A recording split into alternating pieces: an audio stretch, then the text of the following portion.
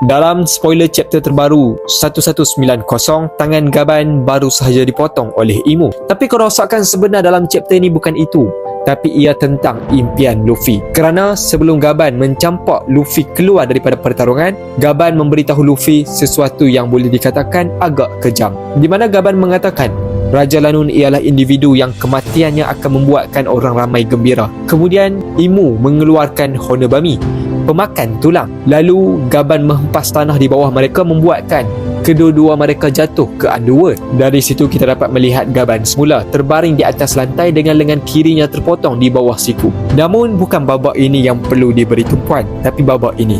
Selama ni Luffy menyangka menjadi Raja Lanun bermakna kebebasan, yang bermaksud tiada sesiapa yang boleh menyuruhnya melakukan apa-apa dan hidup mengikut kehendaknya sendiri.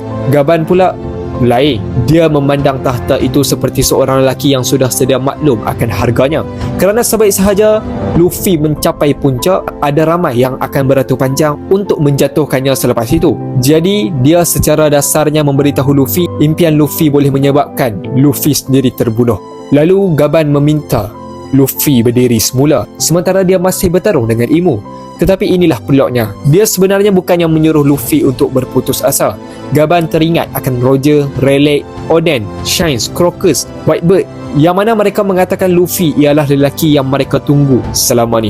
Hinaan itu hanyalah umpan. Gaban sebenarnya cuba untuk menguji dan menguatkan tekad Luffy. Dia mahu Luffy faham bahawa Raja Lanun bukan sekadar individu yang mencapai tahta tersebut, tetapi individu yang cukup kuat untuk menanggung segala beban yang datang bersamanya.